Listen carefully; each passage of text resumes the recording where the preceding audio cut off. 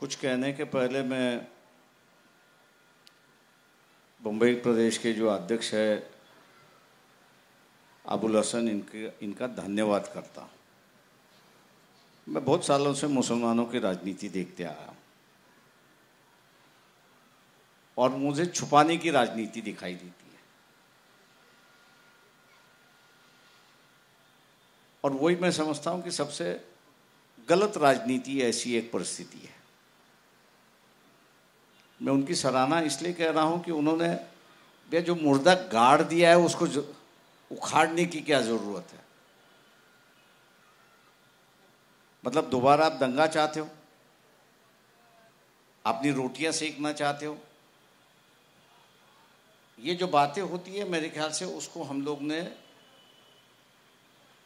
ना सिर्फ सही ढंग से पेश करना चाहिए, लेकिन जिन्होंने किया है उन पर आम मुसलमानों के सामने उनकी शक्ल जो है दिखानी चाहिए कि उनकी शक्ल कैसी है। एक तरफ हरियाणा में जो है वो नूर का मसला चल रहा था, पूरे टीवी पर जो है वो नूर का मसला जो है वो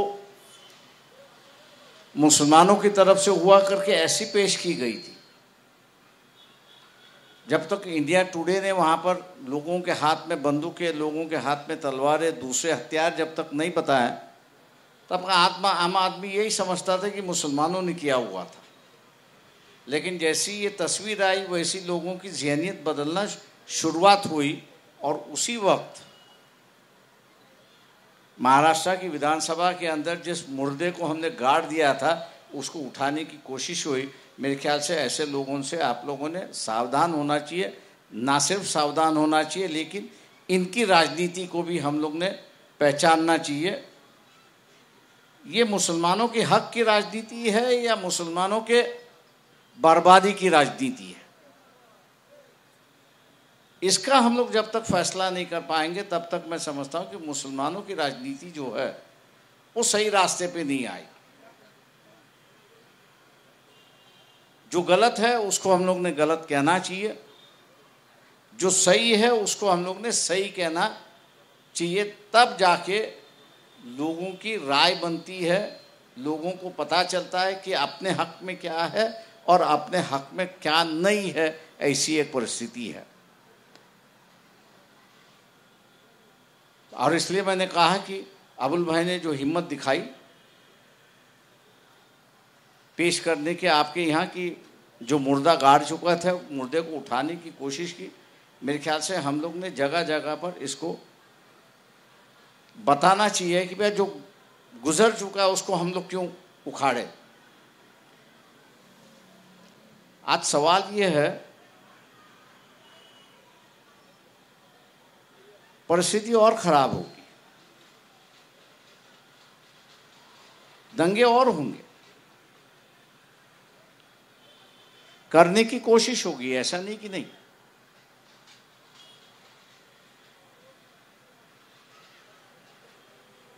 और उसकी वजह यह है कि पांव के नीचे की जो जमीन है वो खिसक गई है।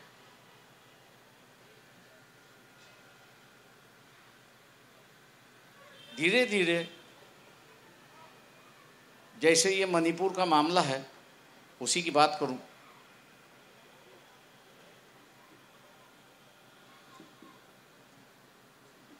तो मणिपुर में सबसे बड़ा कीमती मेटल कौन सा है? दुनिया में सबसे बड़ा कीमती मेटल कौन सा है? मैं आप लोगों से पूछता हूं,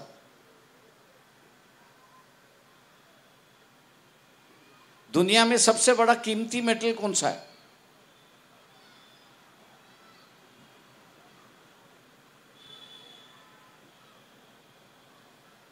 क्या मुसलमान व्यापारी है, पूरा कारोबार करता है, तो इस बात की तो आपको जानकारी होगी कि कौन से मेटल को कितना प्राइस मिलता है, कीमत मिलती है।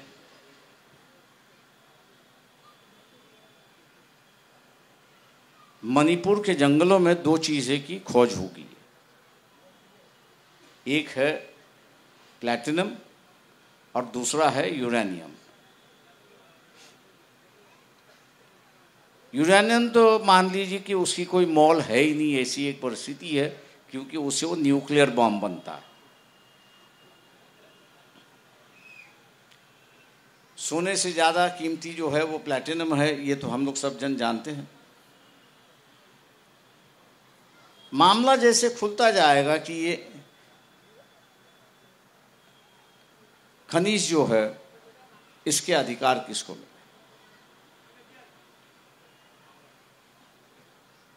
सिर्फ अधिकार ना मिले,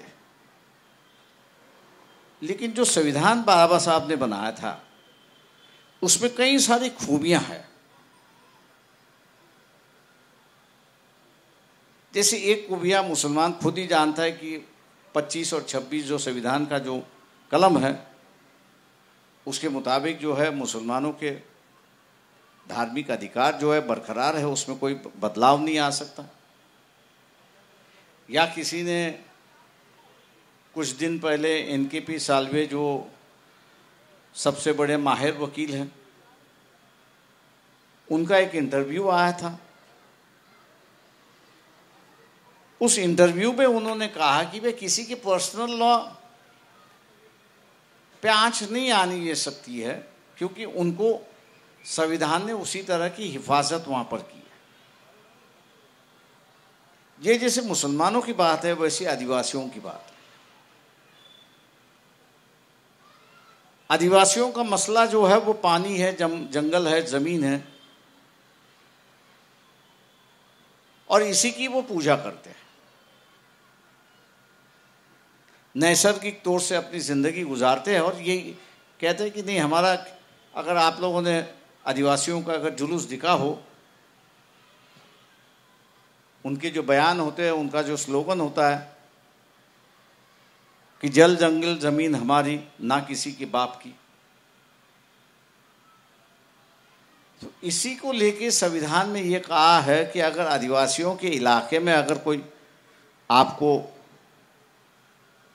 कुछ करना है तो आदिवासियों की काउंसिल बनी हुई है।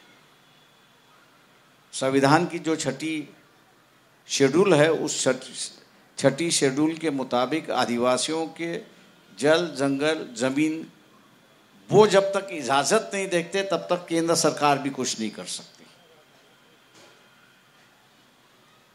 अब मसला ये आया है, मैंने जैसे कहा कि सबसे बड़ी कीमती खनिज तो मिल गई, अब उसको माइनिंग करना है तो अधिकार की ज़रूरत है। अब अधिकार की ज़रूरत है तो ये आदिवासियों से अधिकार लेना होगा, और आदिवासी जो है वो जल जंगल ज़मीन पानी जो है उसके साथ उसका बड़ा लगाव है, प्यार है, उससे बाहर वो जीता नहीं, आता नहीं और खाता नहीं, पीता भी नहीं। ये तो अपने को परमिशन देंगे नहीं, ये तो इजाज़त देंगे नहीं, और ये इजाज़त नहीं देंगे इसलिए मणिपुर और आसाम के बीच में जो इलाका है वहाँ पर मैथी करके एक जो ट्राइब है, प्लेन की ट्राइब है, उनको आदिवासी का दर्जा देने की बात हुई, और वहीं से ये झगड़ा शुरुआत हुआ, क्योंकि वहाँ पता चला कि अगर ये आदिवासी को हम लोग इनको मैथी जो है अपने आप को हिंदू समाज का एक हिस्सा मानता है, उसको अगर आदिवासी का स्टेटस दे दिया, आरक्षण दे दिया, शेड्यूल कास्ट के लिस्ट में अगर आ गया तो ज़मीन खरीदना आसान हो जाएगा, क्योंकि आदिवासियों की ज़मीन आदिवासी ही खरीद सकता है, दूसरा और कोई खरीद नहीं सकता। और वहाँ से जो है फिर शुरुआत हुआ और उसी को लेके ये मामला है।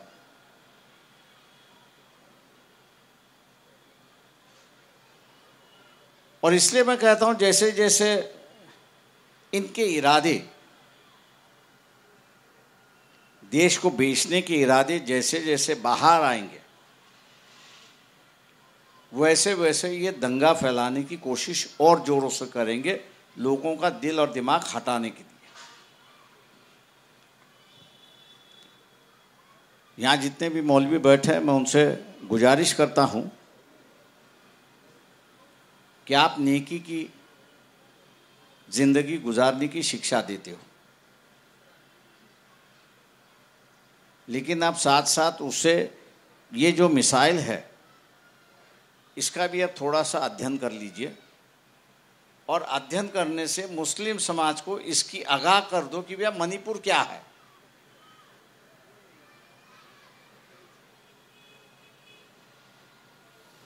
आप इसकी जब तक आगाह नहीं करेंगे तो वहाँ जहाँ कहीं मैं देखता हूँ 3-4 जगह, मुझे खुद देखा है कि मुसलमान भाई वहाँ पर खड़ा हुआ है, वो सिर्फ सुनता है, जाते जाते उसको लोग पूछते भी है तो आपने कुछ कहा नहीं, तो इतना ही कहता है आप लोगों ने कह दिया तो फिर मुझे कहने की क्या ज़रूरत है।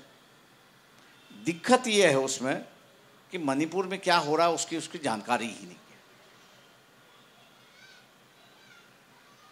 अगर उसको जानकारी नहीं है तो वो बगल के रास्ते से निकलने की कोशिश करेगा।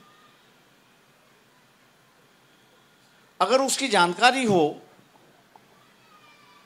तो उसमें हिस्सा लेगा, अपनी राय रखेगा, और जैसे अपनी राय रखेगा, अपनी बात रखेगा, तो वहाँ पर लोगों को इस बात का एहसान होगा कि नहीं भैया मुसलमान सिर्फ अपना ही नहीं सोच रहा है तो देश का भी सोच रहा है। तो मैं ये मानता हूँ कि यहाँ आप मौलवी जो बैठे हुए वो इस बात की जो है वो चर्चा ज़रूर करें, और जैसे जैसे राजनीति बदलते जा रही है उसका भी आगाह करें। अब जैसे अजित पवार जो है बीजेपी में गए तो कई मुसलमानों के मुझे फ़ोन आए, मौलवियों के भी है, अब क्या होगा। तो मैंने कहा आप इतना कर लीजिए, ये सवाल मुझसे किया, आप दूसरों से मत कीजिए। तो बोले वजह? मैंने कहा एनसीपी का जो वोट है वो शरद पवार के पास है या अजित पवार के पास है? वो तो अजय शरद पवार के पास है। मैंने कहा वो जब तक जाते नहीं तब तक मैंने कहा चिंता करने की जरूरत नहीं है, जिस दिन गए उस दिन चिंता करेंगे।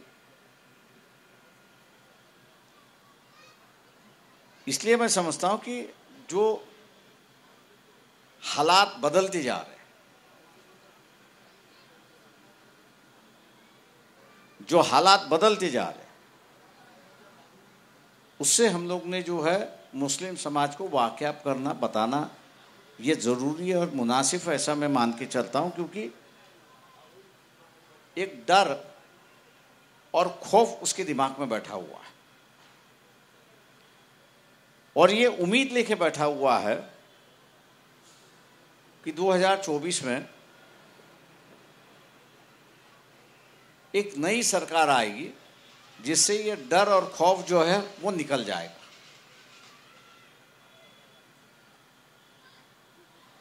लेकिन जैसे कुछ बदलाव होता है, जैसे कुछ बदलाव होता है,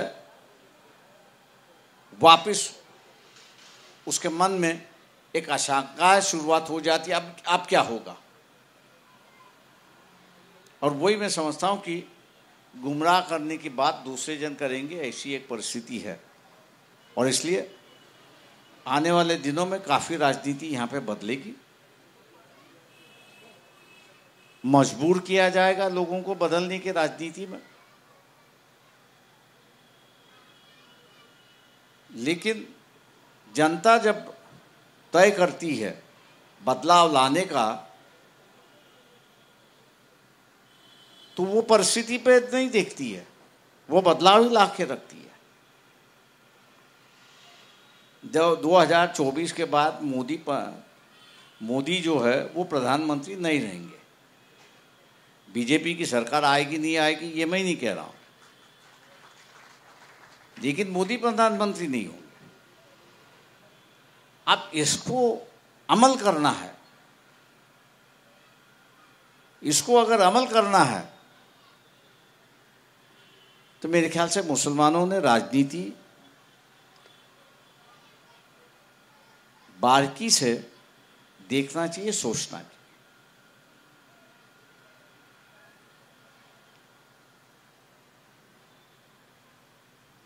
उसको हम लोग जब तक नहीं देखेंगे तब तक मैं समझता हूं कि कोई रास्ता नहीं। कल मान लो शिवसेना और कांग्रेस में भी मनमुटाव हो सकता है। मनमुटाव लाने में कौन सी बड़ी बात है? अखबार वाले बैठे हुए, टीवी वाले बैठे हुए, कुछ भी फेंक देते, चल देता। और आम आदमी समझता अरे भैया टीवी पे आया है तो सही होगा।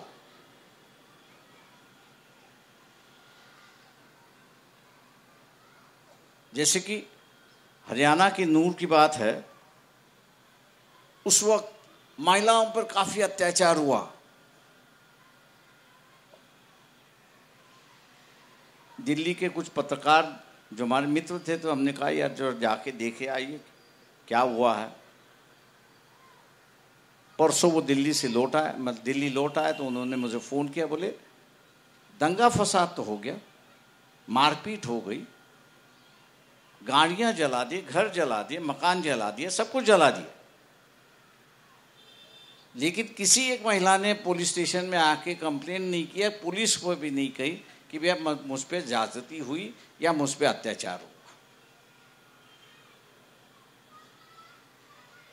अब ऐसा है, कुछ महिलाओं पर हुआ होगा, मैं ऐसा नहीं कह रहा हूं, लेकिन जो बड़े पैमाने पे टीवी वालों ने, मीडिया वालों ने इस बात को उछाला था कि महिलाओं पर काफी अत्याचार हुआ, चाहे महिला हो, हिंदू हो, मुसलमान हो, लेकिन महिलाएं होती है, बात गलत निकली। ऐसी अफवाहें फैलती रहेंगी और ऐसी अफवाहों का अगर हम लोग शिकार ना बनना चाहें, ऐसी अफवाहों का अगर हम लोग शिकार ना बने, तो मेरा ख्याल से लोगों से राजनीति के बारे में गुफ्तगू करना जरूरी है, ऐसा मैं मान के चलता हूं। मुझसे कई मौलवी कहते हैं प्रकाश भाई ये हमारा काम नहीं है। मैंने कहा मैं जानता हूं, लेकिन मैंने कहा मुझे एक नेता बताओ कि जिसके माध्यम से मैं मुस्लिम लोगों तक पहुंचाऊं। सबसे बड़ी दिक्कत है कि सोशो पॉलिटिकल लीडरशिप जो मुसलमानों में चाहिए वो अब नहीं है। उसको आपको निर्माण करना होगा, और ये सोशो पॉलिटिकल लीडरशिप आपको निर्माण करना है तो ये नीचे से ही शुरुआत होती है। मैं ये नहीं कहूँगा कि विधानसभा पार्लियामेंट के इलेक्शन के वक्त हम लोग ऐसा कुछ करें कि जिससे बन बनाई परिस्थिति है वो बिगड़, लेकिन कारपोरेशन है, स्टेट असेंबली है, वहां तो हम लोग बदलाव की राजनीति कर सकते हैं। वहां अगर बदलाव की राजनीति अगर होती है तो मेरे ख्याल से बुनियादी राजनीतिक और सामाजिक बदलाव वहां से शुरुआत होता है, सोच की बदलाव होता है।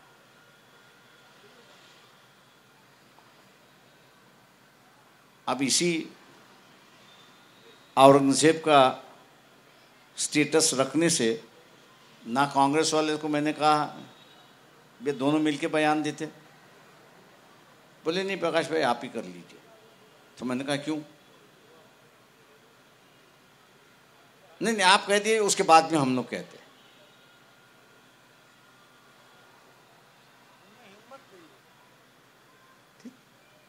हिम्मत की बात मैं नहीं कहता हूं, लेकिन ये जो डर जैसे मुसलमानों में वैसे उनमें भी है, मैं ये नहीं कहता हूं। सवाल ऐसा है कि अब ऐसा है कि जो राजनीति पे डरते नहीं है उनके साथ में अगर मुसलमान जुड़ जाता है तो हिम्मत बढ़ती है।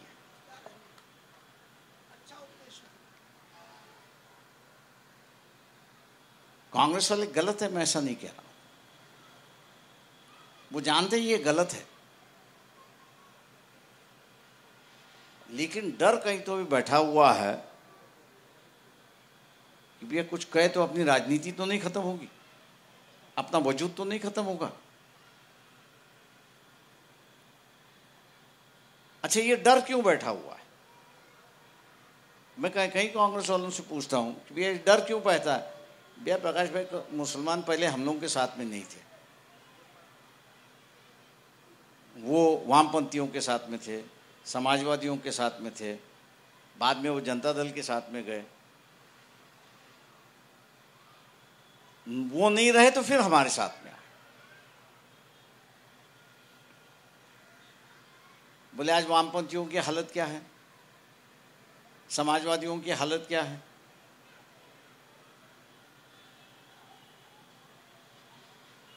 तो हमने कहा आप कहते हो उस बात सही है। ये जो मुसलमानों के राजनीति में एक गलत राजनीति शुरुआत हो चुकी है, और वो ये है कि जीतने की राजनीति। अब मान लो यहां से जीत गया, मुझसे पहले उसने जाके औरंगजेब के कब्र पर हाजिरात देनी चाहिए थी,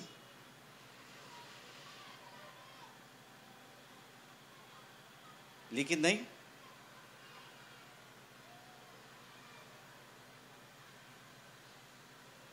समाज के अंदर जो है वो लीडरशिप पैदा करना होती है, और ये पैदा करते करते हम लोग किसके साथ में बैठे? यहां जो डरता नहीं है, आदिवासी किससे डरता नहीं, पिछड़ा वर्ग जो है वो किसी से डरता नहीं है, दलित है वो किससे डरता नहीं है, और ये जो नोमैड्स है ये तो किसी को पूछते भी नहीं है। अगर मुसलमानों ने अपनी कारपोरेशन की राजनीति, विधानसभा की राजनीति इनके साथ से जुड़ के अगर शुरुआत की, इससे मिल के अगर शुरुआत की, तो बुनियादी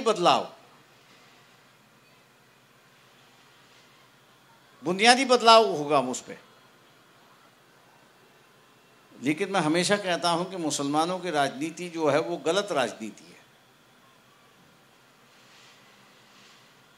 जबान से मुसलमान सीधा सीधा कह जाता है कि जो अल्लाह ने मुझसे कहा है कि जिस पर जुल्म हो रहा है उसके साथ में मैं होना चाहिए।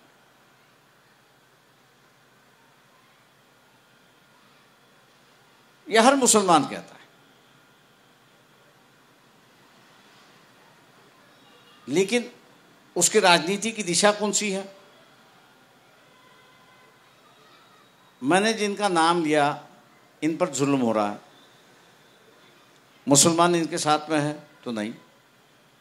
मुसलमान जो है वो सवर्णों के साथ में है, ठाकुरों के साथ में है, राजपूतों के साथ में है, मराठाओं के साथ में है, ब्राह्मणों के साथ में है। अब मान लो जिस पर जुल्म हो रहा वो क्या कह रहा है, अरे यार सत्ता पे बैठाने वाला तो ये तो मुसलमान है, इसको ही साले को पहले ठोक डालो, पीट डालो। मतलब हकीकत में बयान कर रहा हूं।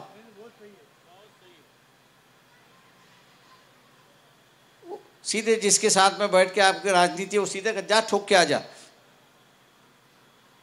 और दंगा फसाद दिखाई देता है, जिसमें मुसलमानों का भी नुकसान होता है, उसका भी नुकसान होता है।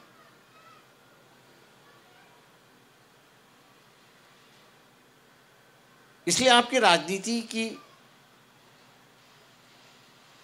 जो दिशा है, राजनीति की जो दिशा है उसको बदलो।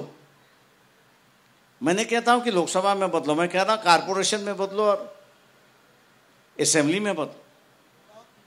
जीते या ना जीते, हारे या ना हारे, उससे अलग मत रखो।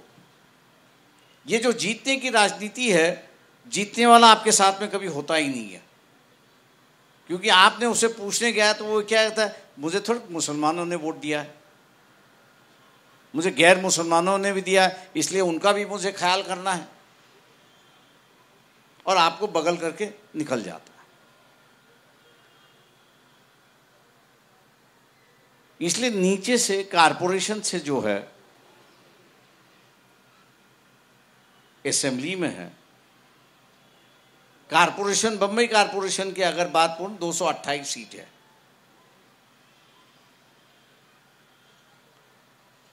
मैं ज्यादा नहीं कह रहा हूं। वंचित जिस क्षेत्र में अपना उम्मीदवार उतार देगा,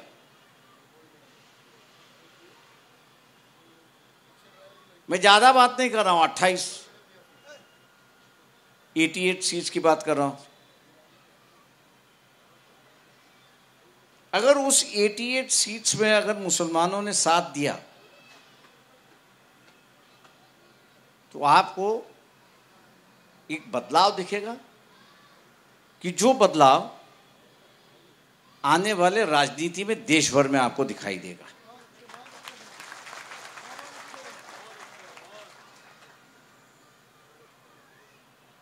क्योंकि आपने सही तरीके से, जिस पर जुल्म हो रहा है उसका साथ आपने, और जिसको आपने जुल्म से बचाया है, वो हमेशा इस बात को दिमाग में रखता है।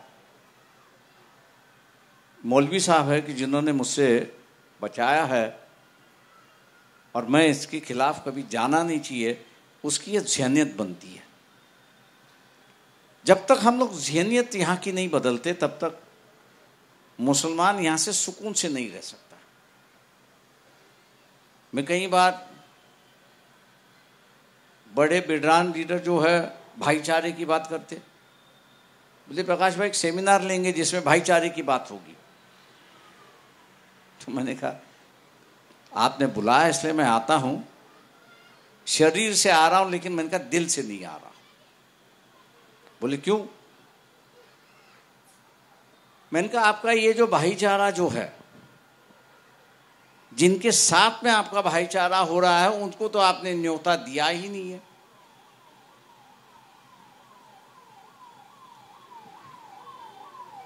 जैसे पुलिस वालों की जो पीस कमेटी, दंगा हुआ तो पीस कमेटी होता है, पीस कमेटी में किसको बुलाया जाता है?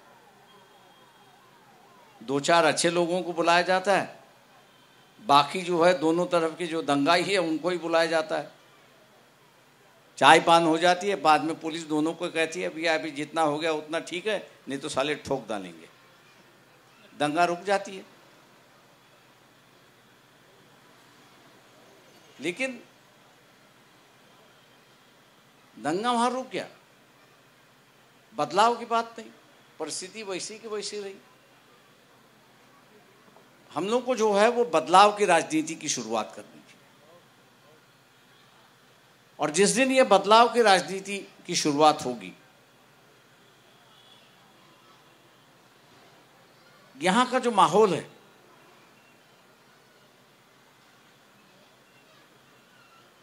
उसके सोच में, दिमाग में और बर्ताव में आपको बदलाव दिखाना शुरुआत होगा। लेकिन किसी न किसी की तो शुरुआत करनी चाहिए। इसलिए मैं मुसलमानों से आग्रह करता हूं,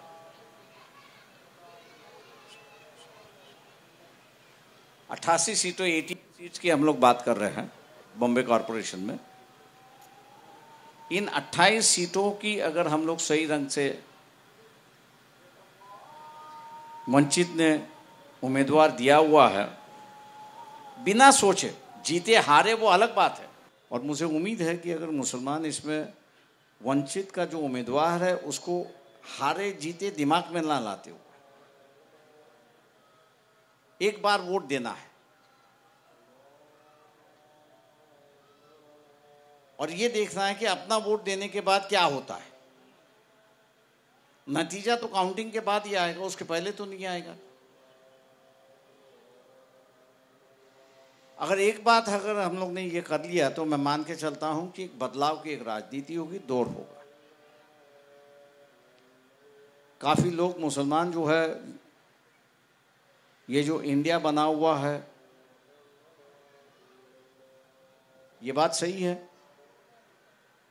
चलना चाहिए, सभी ने इकट्ठा होना चाहिए, लेकिन साथ साथ आपका लक्ष्य क्या है ये भी तय करना चाहिए। लक्ष्य ये होना चाहिए कि बीजेपी की सरकार 2024 में ना आए, ये लक्ष्य होना चाहिए। अगर ये लक्ष्य हो गया तो इनमें समझौता होगा। जैसे कि ममता बनर्जी कह रही है कि कांग्रेस का पश्चिम बंगाल में कोई वजूद नहीं है, इसलिए कांग्रेस ने हमको इस बार सपोर्ट देना चाहिए। अब उसकी असेंबली है, पूरी ग्राम पंचायत जो है वो पूरी जीत चुकी है, कांग्रेस ने बड़ा मन करके उसको जो है पूरा सपोर्ट देना चाहिए। उसी तरह से तेलंगाना का है, उसी तरह से यूपी का है। यूपी में कांग्रेस का वजूद कोई बचा ही नहीं है, ऐसी एक परिस्थिति है। अखिलेश है, उसके बाद में पल्लवी जी हैं, उसके बाद में वहाँ पे दलित लीडरशिप है। इनके साथ में अगर मुसलमान वहाँ पे जुड़ता है और कांग्रेस कहती है कि नहीं हम लोग चुपचाप बैठते हैं, तो शायद मेरे ख्याल से यहाँ पे एक बदलाव की राजनीति शुरुआत हो। अब छत्तीसगढ़ जो है, छत्तीसगढ़ में जो है आदिवासी इलाका है। अब जिस तरह से मणिपुर में कुकी जो ट्राइब है उस पर अत्याचार हुआ है, जहाँ तक मुझे जानकारी मिली है वहाँ जो है वो 90 सीटें हैं, 90 सीटों में से 40 सीटें जो है वो आदिवासियों के लिए आरक्षित है, 10 सीटें जो एससी के लिए, 50 सीटें तो एससी चली गई।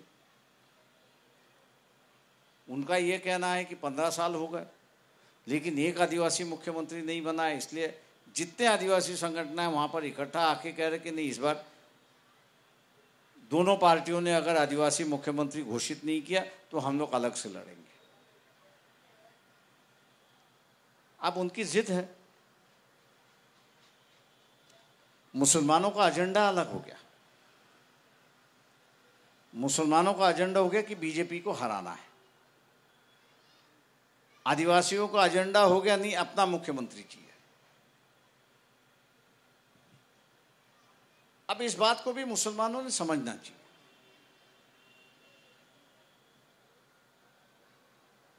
वो ये कह रहे कि हमारा मुख्यमंत्री हो,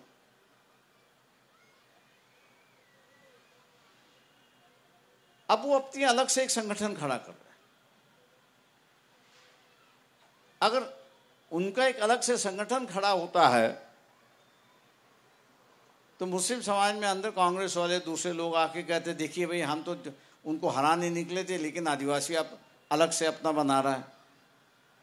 तो हम लोग ने वहाँ से पूछना चाहिए कि भाई जब उस राज्य की ही जनसंख्या जब 40% आदिवासी है,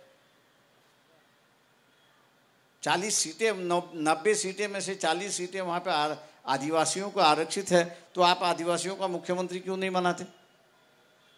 ये मुसलमान हिम्मत क्यों नहीं रखता? आप लोगों ने हिम्मत दिखाना जरूरी है, सवाल पूछना जरूरी है। मुसलमान जब तक सवाल नहीं पूछेगा तब तक मुसलमान जिसके साथ में जाना चाह रहा है वो सही पे रास्ते पे नहीं रहेगा। नहीं तो मुसलमानों का कैसा हुआ है, दाल के बराबर मुर्गी या मुर्गी के बराबर दाल, ऐसी अवस्था हो गई है। भाई ये कहीं जा नहीं सकती।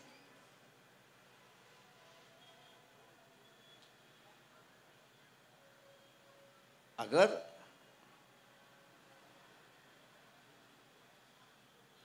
मुसलमानों की संख्या कम नहीं है, देश भर में 15% है, किसी को बना भी सकते, किसी को बिगाड़ भी सकते, खुद नहीं बन सकते, ये बात सही है।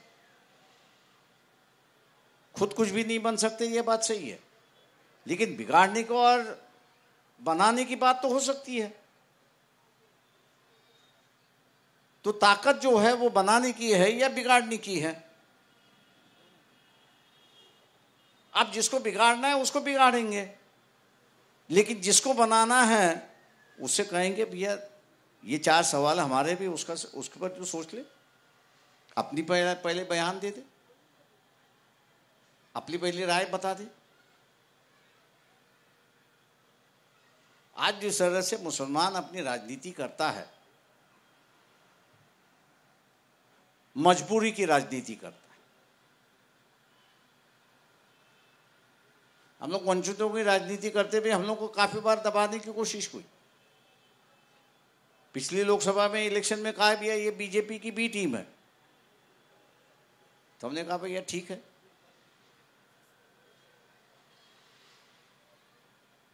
हम जो है वो है। मैं कहा तुमको तो खरीद लिया जाता है, हमको तो कोई खरीद भी नहीं सकता, ऐसी परिस्थिति है। वंचितों को तो कोई खरीद भी नहीं सकता।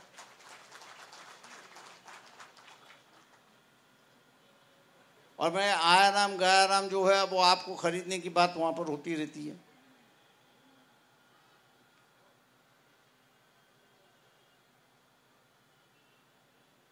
इसलिए बदनामी करने का जो माहौल है वो चलता रहेगा,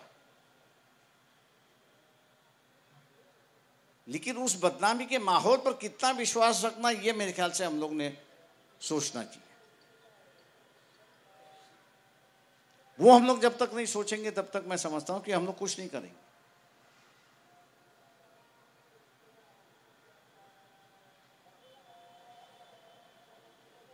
पब्लिकली जो है वो हम लोग अपनी बात कहने के लिए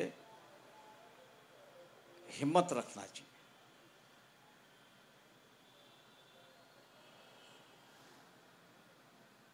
ये जो डर है, इस डर को आप निकालो। दंगे होते रहेंगे, दंगे में एक दूसरे की जान जाती है, इस पर कोई नई बात नहीं है। दंगे करवाते हैं कि आपका डर बैठे, खौफ बैठे, आप उनके मर्जी के खिलाफ ना जाए, इसके लिए होती रहती है। ये सिर्फ मुसलमानों के साथ नहीं हुआ, ये आदिवासियों के साथ भी हुआ, ये दलितों के साथ भी हुआ, ये पिछड़ों के साथ भी हो, आज भी हो रहा। लेकिन वो डर के नहीं बैठे, जहां जहां लड़ सकते वहां वहां उतना लड़ रहे। राजनीतिक तौर से लड़ रहे हैं, सामाजिक तौर से लड़ रहे हैं, फिजिकल हुआ तो फिजिकल भी लड़ रहे। लेकिन अंग्रेजी में जिसको सरेंडर करते हैं वो अभी तक उन्होंने सरेंडर नहीं किया।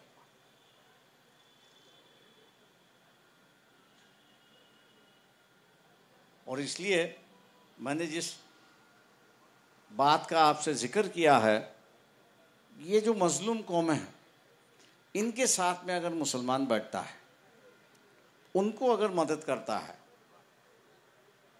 तो एक नई राजनीति का आयाम इस देश में शुरुआत होगा। और उस नई राजनीति का आयाम ये होगा कि हर कोई कहेगा फिर भी इस देश में शांति चाहिए, विकास चाहिए। आज जो धार्मिक बात चली है, ज्ञानव्यापी का इशू चल रहा है, मैं सभी मौलवियों से पूछता हूं, ये ज्ञानव्यापी की पहली केस कब हुई, कौन से साल में हुई?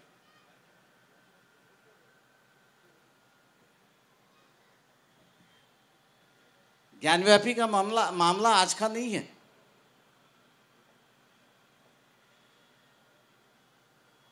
ये करीब करीब अगर मैं को ब्रिटिशों से पहले से है। ब्रिटिश के ज़माने में 6 पिटीशन डिस्ट्रिक्ट कोर्ट में हुई है, जिसका फैसला हुआ है। अनुराधी श्रावस्ती करके एक महिला है, बहुत साल पहले उन्होंने किताब निकाली थी ज्ञानव्यापी पर। आज भी है, मुझे एक दिखाई देता कि एक मुसलमान वकील जो है या मुसलमान जो है ये कहने के लिए तैयार नहीं है कि वे निचले कोर्ट में जो पिटीशन डाली है उसका एक सबसे बड़ा इशू है मेंटेनेबिलिटी, मतलब ये पिटीशन चल सकती है या नहीं चल सकती, इस पर फैसला कोर्ट को देना है। निचले कोर्ट पे चला है और ये कौन कोई कहने के लिए तैयार नहीं भी। सुप्रीम कोर्ट में सुप्रीम को अधिकार नहीं होता है कि ऐसा आर्कियोलॉजिकल सर्वे को कहना कि भाई तुम इसके आर्कियोलॉजिकल सर्वे करो और कहो। मान लो अगर कल वो नीचे का फैसला जो है ये आता है कि ये मेंटेनेबल नहीं है, तो मामला खत्म हो गया।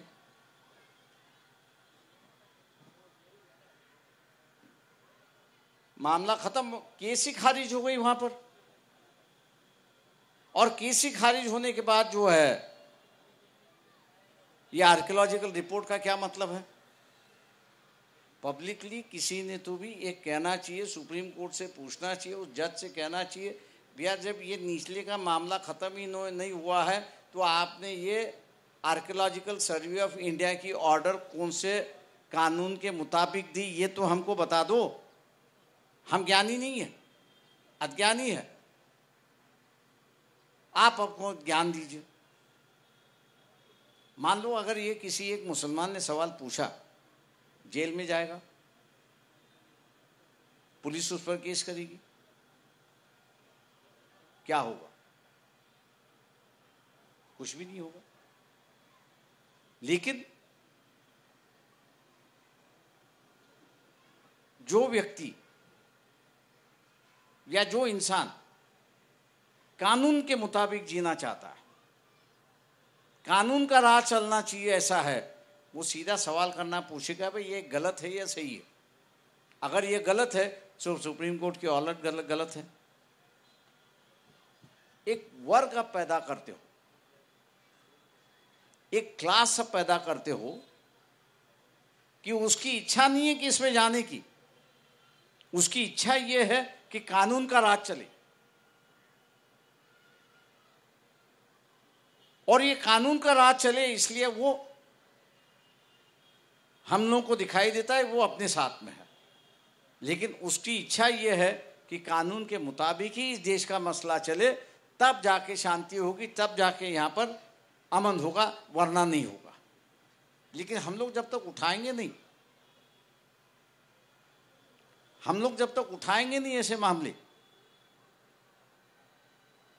तब आम आदमी समझेगा नहीं मुसलमानों ने मान लिया, चलो छोड़ दो, क्यों उसमें जाए हम लोग।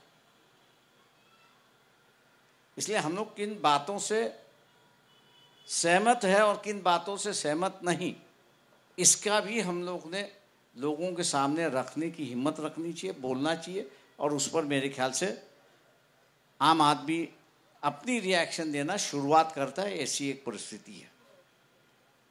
और इसलिए मेरी मुसलमानों से गुजारिश है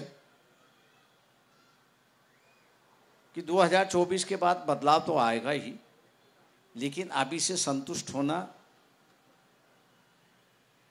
ज़रूरत नहीं है। उसको प्रयास करना और प्रयास करते रहना, यह भी एक महत्वपूर्ण बात है। माहौल जो है वो ख़राब किया जाएगा, उसमें कोई राह नहीं है। लेकिन अपनी तरफ से, जैसे मैं लोगों को अब कहता हूँ कि 9 महीने 9 साल 7 महीने आप लोगों ने सहन किया, बड़ी कुर्बानी दी, हौसला दिखाया। 4-5 महीने के लिए अब थोड़ी सी सहन कर लो। माहौल अगर खराब नहीं होता है, माहौल अगर खराब नहीं होता है, तो मान लीजिए मोदी प्राइम मिनिस्टर नहीं है, हम लोग को परिस्थिति वैसी की वैसी बरकरार रखनी है, शांति बनाए रखना है। फतराव होगा, सब कुछ होगा, सब कुछ होगा। जहाँ से मैं चुनाव लड़ता हूँ वहाँ पर 1 बार नहीं 3 बार दंगे करने की कोशिश हुई।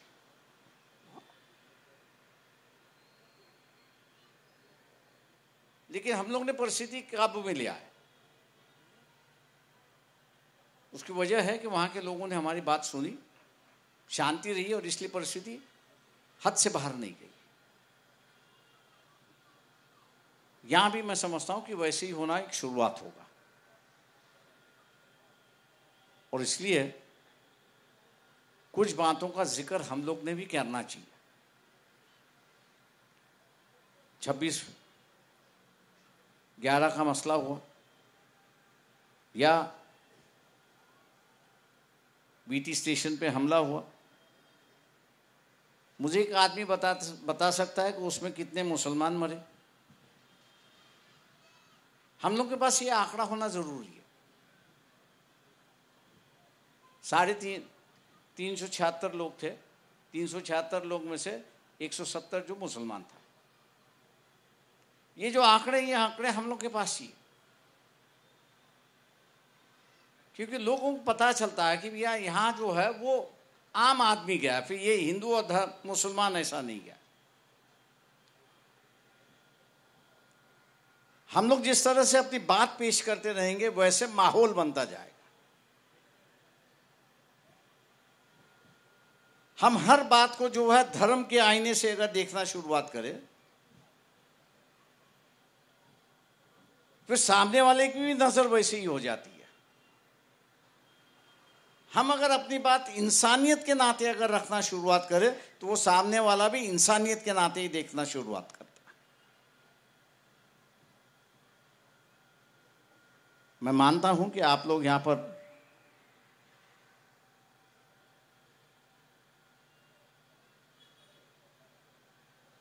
जो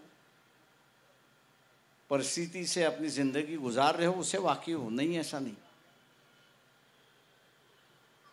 ऐसी परिस्थिति कभी थी नहीं, इमरजेंसी में भी नहीं थी। अभी बिना इमरजेंसी में ऐसी परिस्थिति हुई कि बाहर निकलना भी है तो दोबारा सोचते हम लोग। किसी के पास जाना है तो भैया कितने बजे पहले नहीं लौट आऊं, इसका हम लोग सोचते।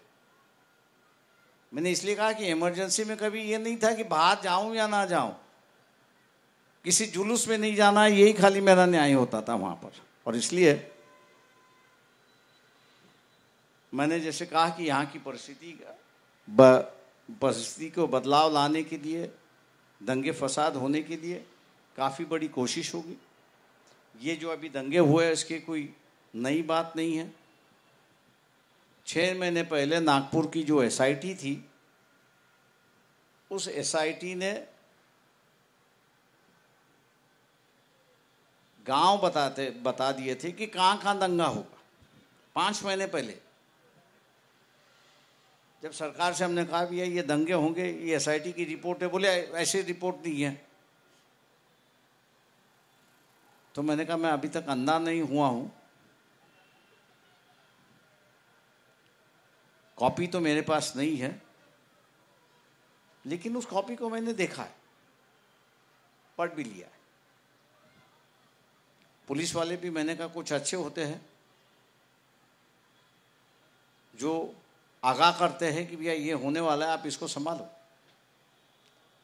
तब जाके यहाँ की जो दंगा है सरकार ने काबू लिया है, वरना नहीं तो और 36 जगहों पे जो है दंगा होता है।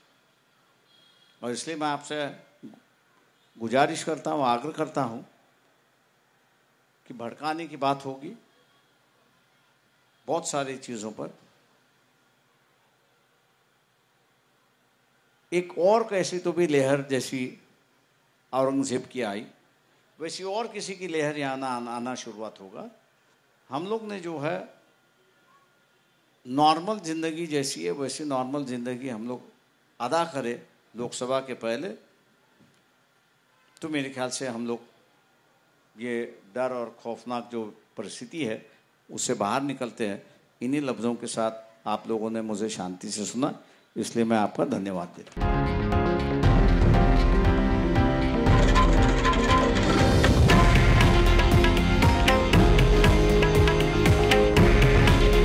हे आहे देशातील नंबर 1 न्यूज नेटवर्क आणि आपण पाहत आहात TV9 मराठी। काळजी तुमची, हित महाराष्ट्राचं।